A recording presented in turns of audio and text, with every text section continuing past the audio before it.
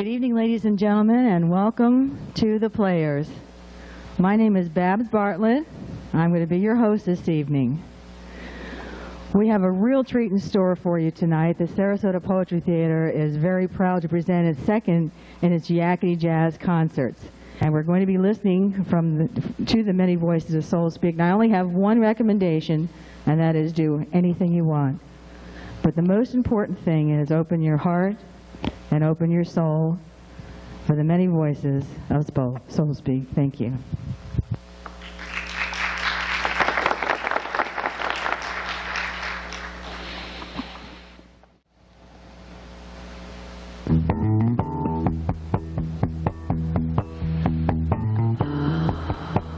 Well, you know, he's just a loser. He is. What can you say about him? Oh, yeah. Except he's a loser. Oh, yeah. He is. What can you say? Well, how about Dear Loser? That's right. You're the loser. Your mother was correct all along. And we wish we could say we're sorry. But in fact, we're not. We waited an extra week to notify you because we wanted you to squirm. Wanted you to twist in the wind just a little longer. That's right. And yes, the contest was rigged. It was. Everybody paid off the judges but you. Dumb it. If you weren't such a loser, you'd have figured this out for yourself. Consequently, you aren't to pass go. You aren't to collect $200. No way. Jail, however, a definite possibility. There'll be no new cars, no fantasy vacations, Forget it. not even a shiny medal or a chest to pin it on. Nothing for you, baby. And furthermore, there's no use appealing to our good nature. We have none. Not a bit. There's no use explaining. We're not listening. Do not attempt to call, write, or visit us. We're not interested in you, and we don't have time for your problems. Not a minute.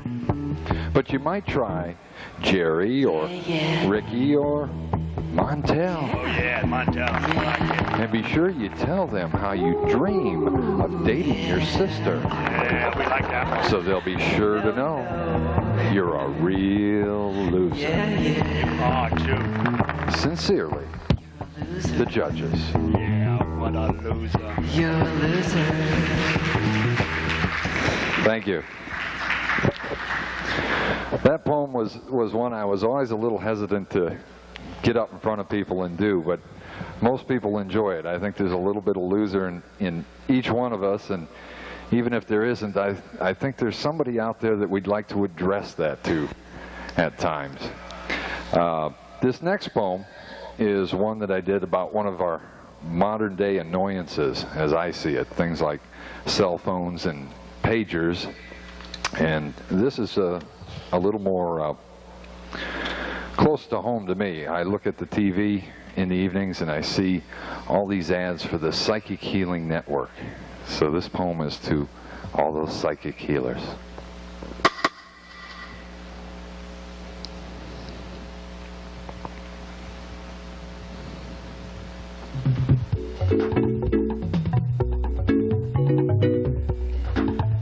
Well, here comes the psychic healing, brother. Get up your money, you're gonna need it. Don't forget it. It's only money, brother. Only money. Went to see a psychic healer who anointed my feet with sacred oils. Said I should sacrifice an aardvark in my living room and pay $25. And then I would know true peace and joy. Only money, brother. Dig in. You can find them nickels. Come on. Went to see a psychic healer who opened my heart chakra with a crystal pendulum. Said I should make love to a fat woman twice and pay $50. And then I would experience universal love. Yeah, bro. All that money, don't you worry, you'll get there. You will. Oh my, psychic healer. Went to see a psychic healer who massaged the lumps on my skull. Said I should bathe in pureed asparagus every night for a month and pay $75. And then I would find my higher self. You will, brother. Find the bottom of your pocket, dig in. We need the money here at Psychic Land, we do. Went to see a psychic healer who manipulated my aura. Said I should volunteer to be a crash test dummy and pay $100, and then I would be one with the universe. Oh, you will too, baby. As long as you got the money, you can be anything you want. And now I'm going home, and I'm going to take a nap.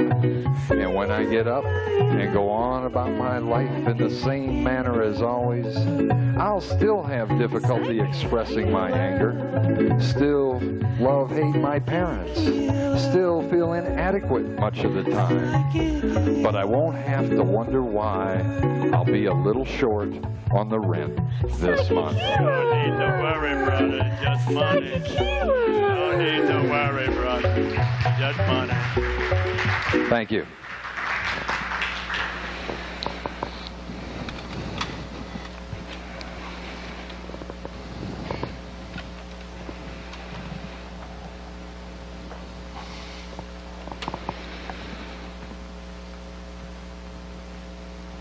This next number is going to be a real spooky one, so watch out.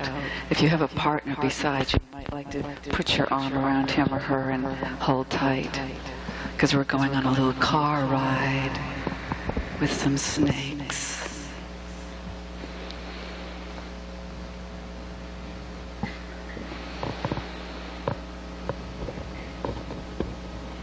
In fact, you never know what's crawling around the floor out there, so be careful. Be very careful. It's like when you were a kid, looking under that bed at night when you were 5, wondering what was there. Well, you know, you never want to find out.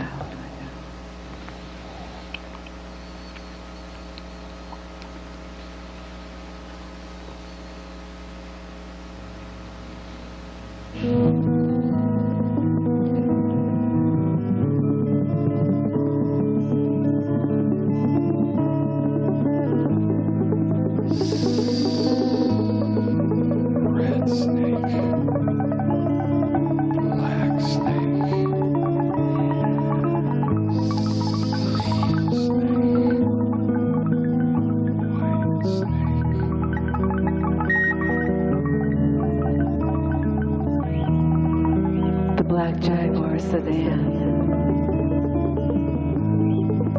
pulled up beside me, and the passenger door opened, and he asked me if I wanted a ride. I was about to say no when these two snakes just dropped out of the car and crawled into the bushes.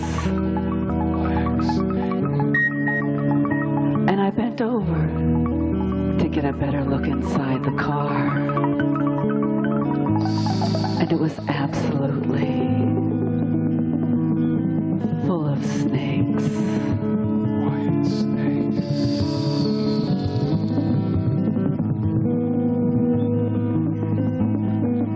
Some of the snakes were black and shiny, like the jaguar. But the rest of them were all kinds of colors. Red and yellow and turquoise. And I thought that they were the most beautiful snakes that I'd ever seen. Red snake.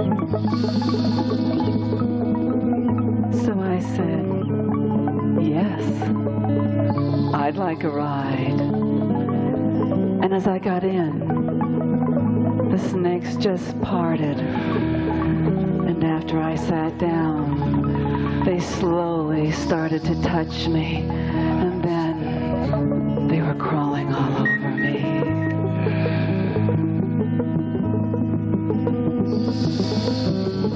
And I giggled because they felt so good. And because I'd never been touched that way before. And then I looked over at the driver, but all I could see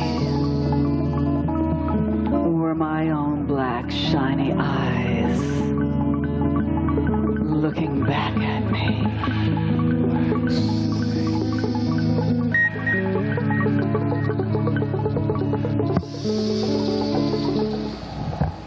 Thank you.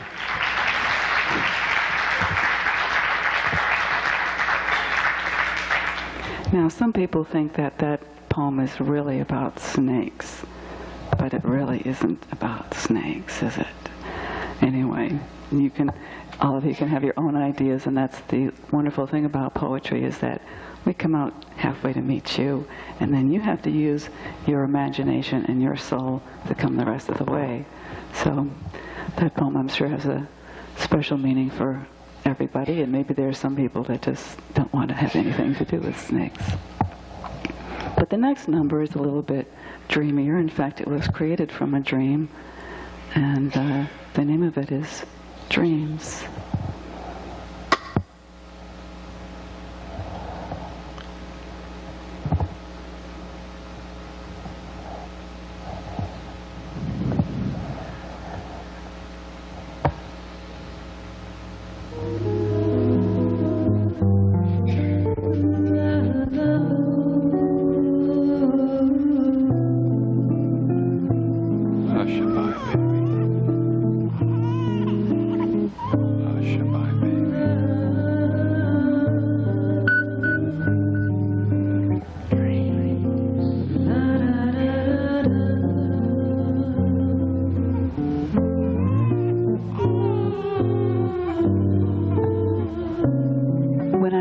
This morning, I found that all my dreams had caught up with me.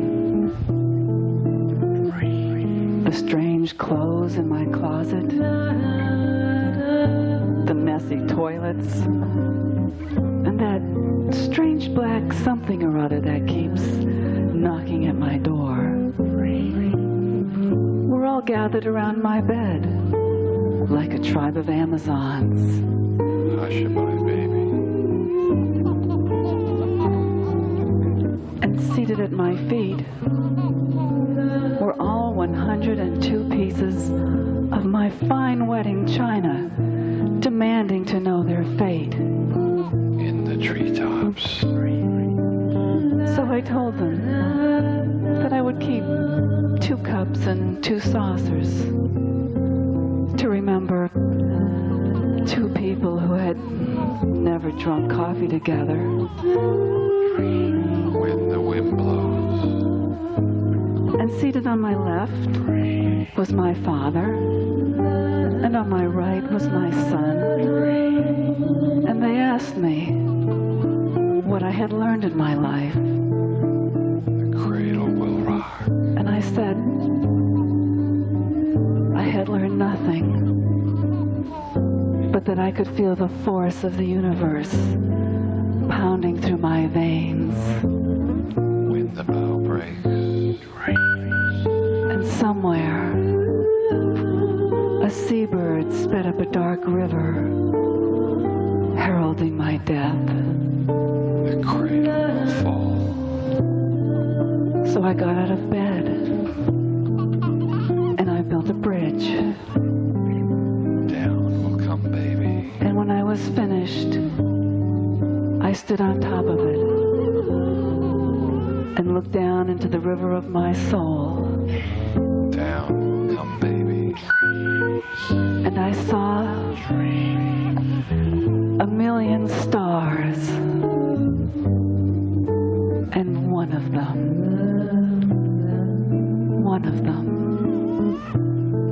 was mine. Cradle and all.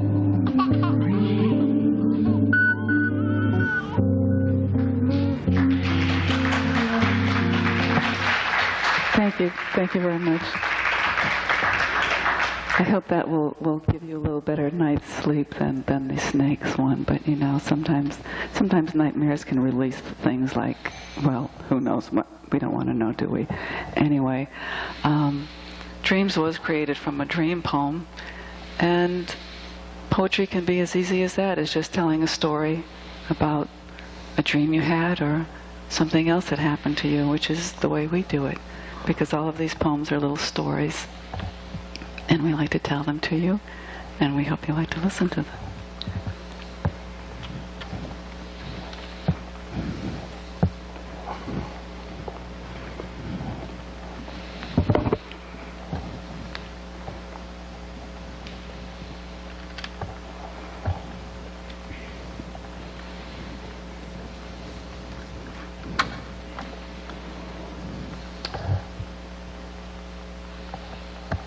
This poem is called White Room.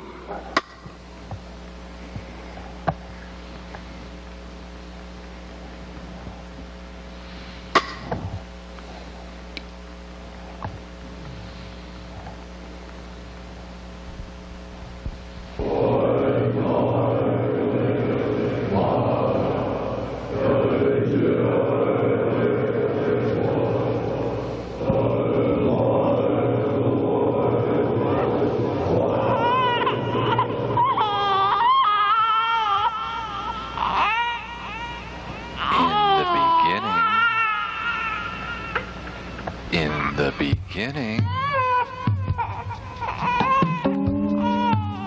Well, you know, in the beginning, everybody's in their own little white room. Oh, That's right. where they are. What does it look like? Well, Yeah. it looks like the Holiday Inn or the Marriott. That's what it looks like. Sure. Yeah, I like Holiday Except Inn. it's not really a room. It's just No?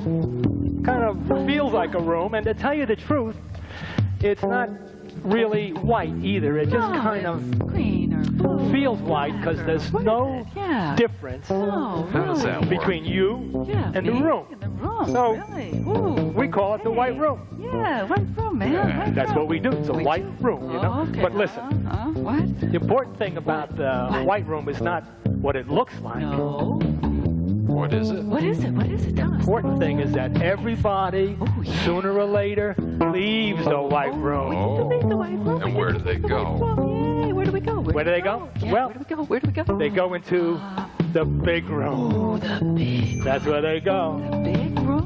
What does the big room look like? Well, Yeah. What's it look like? Yeah. looks like Grand Central Station. Oh, Tell you the truth, okay. you know?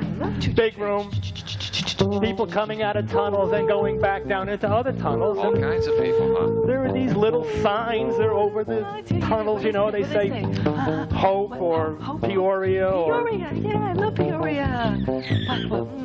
Eternity, you know, Eternity. just names all over the place. And some of them, you know, you think you can read them, but when you get I up can't close read. and you look at them, they Can't kind read. of, I don't have my they kind of contacts in. I can't disappear. read anything. I think he's making this You up. know, like the newspaper headlines that you try to read in dreams, they just Yeah.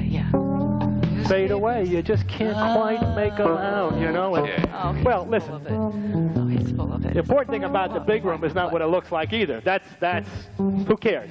Yeah. Yeah, The okay. real important thing is, Is what? you guessed it, Wow. there are other people besides you in the big room. Well, you told us that. Millions of them, you know? Ooh, And that's a lot of sometimes they'll people. come up to you and they'll kiss you, just like that. Oh, yeah. And Okay. sometimes they'll come up to you and they'll kick you, kick just like that, you know? And that. every once in a while, you know, nobody really knows why, everybody starts to kick everybody else, and you have your great wars and your great famines, you know? And then No. every once in a while, everybody starts to kiss Oh, yeah, that's everybody better, else, that's and you better. have your great Make out, spiritual make out. revivals, you know? Yeah, That's what it's like in the big room. And Do it, do it. you'd think with all that kissing and all that kicking, everybody would like to get the hell out of the big room, but they don't. So. People like the big room. They like the action. They love the action in the big room. They can't stay out of the big room, you know? And some people, they like it so much they don't even know that they were in the white room to start with, you know? And they'll come up to me here in Sarasota where I live, and they'll go, Justin, listen, you're always talking about the white room. It's like the Holiday Inn or the Marriott, but it's not really. It's white, but it's not really. What is it? What the hell is the white room? Yeah. What the hell is it? What is it? What is it? I say to them, listen, you know that the white room is like Helen Keller before she knew she was Helen Keller. Go on. That Before explains a lot. she knew how to speak, you know, and if you were to open up the top of her head and you looked inside, well, she'd be laughing and screaming and farting and pissing all at the same time.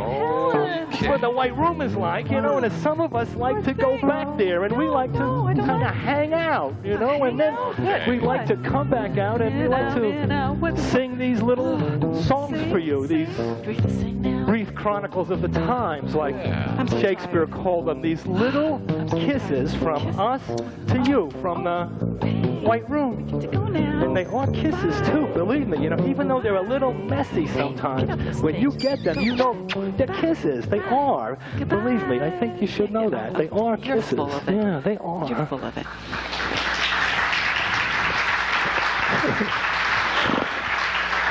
Thanks.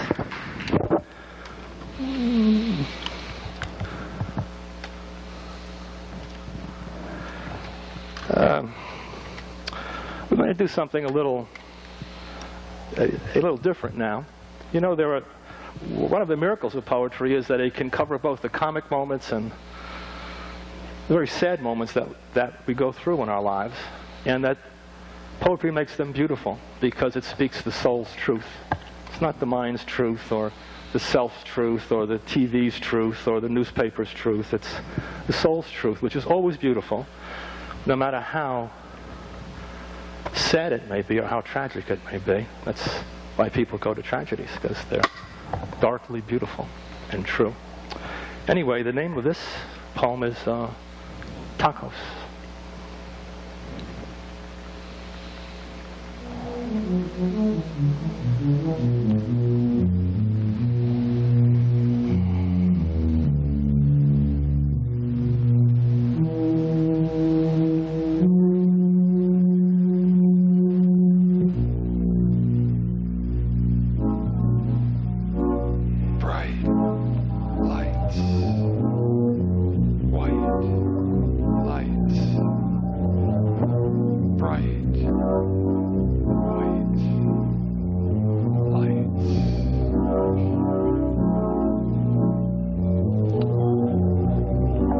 It was one of those dark days. Dark skies.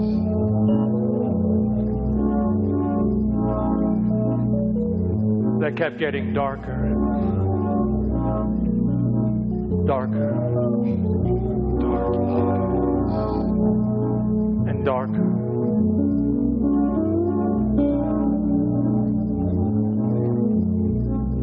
And when it finally got too dark,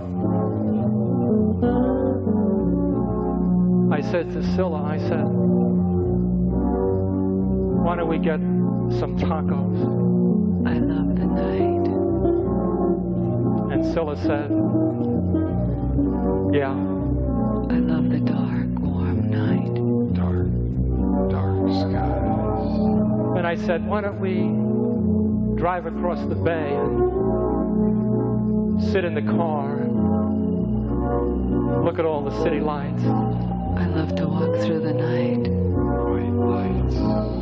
And Scylla said, yeah. I love to feel it around me. Bright lights. But when I looked across the bay, everything was dark and flat, dull, and I love the night. yellow. Dark I love the night. I kept saying to myself, you know, I can't see shit anymore. I love to lie down in the night. I can't see shit. I love to lie down in the night. Then this little song popped up in my head. It went like this. It went, first we go blind, and then we all die. I love the window. First we go blind, then we all die. I love the stars. Right. I love the moon. But I didn't want to hear that song. I wanted to look across the bay like I used to, I love the city lights. when everything was new. I love the dark water. Right. White. And I'd imagine all of those bright, intricate lives moving from room to room. I love the night. Right. And I tried. The dark, warm night. I tried, but everything stayed flat and dull and blurry. But sometimes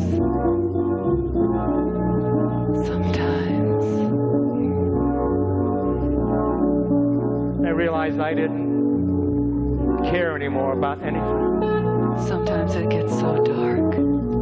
or anybody's life, I can't find my way. Right. not even my own. Sometimes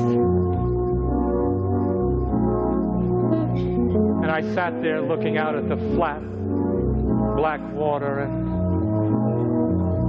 Scylla said to me, she said, why don't we sit outside on the bench? sometimes I lose my way. And I said, is there a breeze outside? Sometimes Right. And Scylla said, I feel so alone. yeah. So we sat outside on the bench, myself and Scylla and the dog. And So dark. as I looked out at the white, lifeless sailboats, I wanted to say something to someone Not even one little voice. White. about how alone I was. Not even one little light. But I didn't. Not even one little light. I didn't say anything to anybody. So dark. Not to Scylla So dark. or the dog. I need a light. Not even myself. I need a light. Right. I didn't say anything White. to anyone.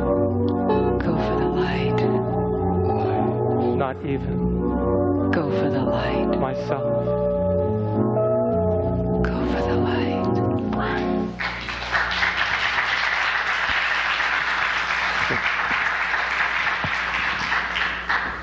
We're going to do a little something for you here. You know, I want to talk a little bit about our programs with at-risk kids. About half of our life is spent theatrically, in the sense of you making these poems and then performing them for people. And we have an active program. We're one of the largest publishers of poetry in the United States. It's hard to believe in this little town. We published 4 books last year, and we're well on our way to 6. In terms of poetry, that's a big publisher. But we do an enormous amount of work with kids at risk, because poetry is something that they need to get able to say what's happening to them. Your kids at risk, that's a nice term, but it really means kids have been beaten up in many ways at very early ages. They're very angry, they're dark, they're violent, they're troubled, all of those things that they just can't attend the normal schools. They've often broken the law. They're in deep trouble with drugs. But underneath that exterior, which is tough, and if it is angry and is violent, they're living in very small, dark rooms. And they need some way to start to speak out from those dark rooms, because they're very scared inside. They're very frightened, and they're extremely alone. Much more alone than I ever was. I think, when I look at them sometimes. It's hard to believe, but we teach them how to do this poetry. They do it in groups. They like it. They tell stories about themselves, basically. And they do it to music. This is a very old poetry, by the way. This is called tribal poetry, or in fact antiphonal poetry. It goes back to the times of before Homer. There's a speaker, there's a responding chorus. It's done to music, and the poetry was generally spoken to the gods. You're the gods tonight because you paid money, or some of you get in without paying, but whatever. You are the gods, so that we speak to you. But it's a very human poetry that anybody can do who's willing to open up. And you know, in the first couple of weeks with these kids, they just look at us like we're just the weirdest bunch of guys they ever saw. But after a couple of weeks of us doing our songs for them, our poems for them, because these are confessional poems, these are just how we feel. This is the world that we are, as dark as it is, and as light as it is, and as loving and as angry and as lonely. That's what poetry allows you to do, to speak your soul, which is very complex. It's all of the beautiful and ugly things that you are. It's really who you are, not the face you put on in the mirror every morning, as we all do. And once that your soul has a chance to speak, that the soul always speaks the truth, the soul's truth. And it's beautiful. And for one moment, those kids are connected, and every kid in the room, once one kid makes that breakthrough, the others sit there. It's the first honest talk they've perhaps heard all of their lives. It's the heart's talk, the soul's talk. It's not TV talk, it's not radio talk, it's not all that junk that's just flying around here, that insincere talk. You know, these songs of the soul are completely disinterested. They have no axe to grind. They simply say, this is the world that I am. Take me as I am. Once that happens, they recognize that, and they start to join in even more. And after 4 or 5 weeks, they're making poems up. We put them on the internet. We publish their poems in written form, but of course we also like to have people hear them actually speak out about things that they could never thought they could speak out about before. They thought the roof would cave in, they'd be ashamed, but they can speak about them. They find out that they're true and they're beautiful, and that everybody joins in with them. It's a communal poetry. It's very powerful. This is not a poetry where people go into corners and scribble. We take our chances in front of you. And in fact, these kids do. And because it's beautiful, we're willing to do it. What I'd like to show you is how it's done. Something that you may want to try yourselves in your moments when you have some soft music playing. Yeah, let me just get something here. What I'd like somebody with strong lungs to do, you know, how this oral poetry is done, it's done spontaneously. We don't memorize it. It changes from time to time. We basically tell it the way you would tell jokes or gossip. You have something funny or nasty to say about somebody, and you can tell a long, involved joke or gossip without even thinking about how you're doing it. It comes out of you. How does that happen? It happens because the genius of being human is the ability to tell stories. It distinguishes us from animals. We tell stories in many, many ways, but the most direct way, and the way that blew the minds of the ancients, was to speak out the story. You can dance it out, you can play it out, you can sing it out, but to actually speak it out. What you hear is the sound of the soul speaking. It's a truth, it's a beauty to it that's, when it hits it, it just sets you on fire, and it joins you with others for a moment out of your loneliness together. What the poet does is he imagines the scene as Homer did. Homer did poems that lasted days. And he would simply see Agamemnon and Achilles fighting or going after Paris and whatever happened, and he would just spin it out in his own extravagant and beautiful way. But that's the same way the kids do it. They simply imagine what's happening to them, and they go forward and they start to describe it, and it always comes out as a poem. Because it's the soul only speaks in poems, doesn't speak in prose. Anyway, what we use is a technique called seed words with kids, and we are able to make them talk about things through stories they couldn't talk about normally. It just comes out of them. It winds its way out like a miracle. To show you how it works, if we generally use 7 words, for some reason that over a period of time, that 7 words seems to be seed words, seem to be words that will produce a poem. When you use longer strings of words with kids, it turns into a story. But if what I would want from you, just at random, just to yell out some words, and I'd like basic words, not like trombone or insignificant, but I'd like words like like lungs, eye, teeth, mother, father, blood, river, stone, valley, cloud, sky, sun, moon, stars. The words that are in your DNA that basically are so basic they go back to the beginning of speech. And I'll spin a story out for you, a story poem, and all of these oral poems are story poems. You can't make up any other kind. They come out of you automatically. You take your chances whether you're going to flop or fall down, but we're willing to do it, and the kids are too. So if somebody could really yell out with a good set of lungs, we could hear you. We'll write them down, and then I'll try to spin something out for you and just give you a sample of what the kids do. Can I have some words? Just one word. Cloud. God. Rocks. Heart. 3 more. Crystal. Morning. Storm. Is that 7? Sounds like it. And one other thing about oral poetry, that's a poetry that loves music because it excites the right-hand side of your brain. And in fact, the reason ancient poets always worked to music, it allowed the story to come out. You kind of go into a state, if you will, or you kind of go into a kind of relaxed state. And we always play slow, rhythmic music for kids. It's a speech level music. It allows you to compose to it. We have some music here we'll play, and the thing that I ask the kids to do is when I put up 7 words for them, and I sometimes will seed them. If I want them to talk about their father, I have some words that will make them do it, or their mother, or their brother, or their fears, their particular fears about violence or tenderness. And those seed words, if I have 20 kids in a class, each one of them will produce a different poem automatically with the same 7 words, because each of them has their own soul story to tell. Each of them is unique, even though our souls know each other automatically. They're all different. It's one of those amazing things. Anyway, let's have some music and let's see what happens. The words are cloud, God, rock, storm, heart, crystal, morning. Bring the music down a little bit. Thanks.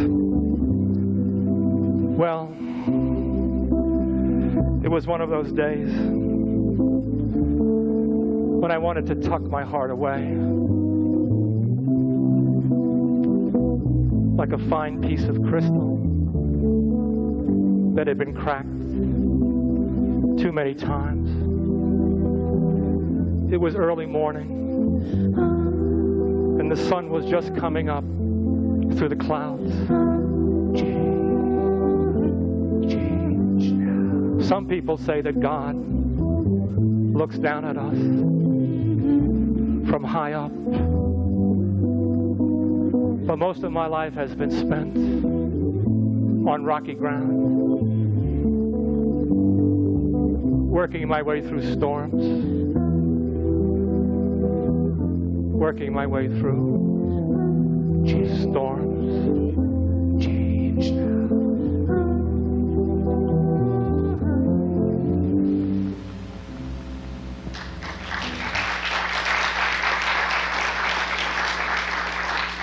Anyway, in fact, you may want to try that. I think in your program there are some seed words. It's something that you can do. It shows you the power of the stories. The human ability to tell stories is our strongest instinct. And if you do it, you'll be surprised. If you play some nice guitar music or something that's soft, get into a dark room, close your eyes, just try to connect the dots as you wish to connect them. You'll be very surprised what comes out of you, either on paper or you could speak it out too, which will really blow your mind when it comes out, to see that you can do it. Everybody can be a poet. This comes from the days when everybody did poetry. That's how people basically communicated. Anyway, we're going to take about a 10-minute break now to set the stage up for Larry Vanieri. And we're going to have a rocking half hour with him, and we hope you enjoy him. Thanks very much.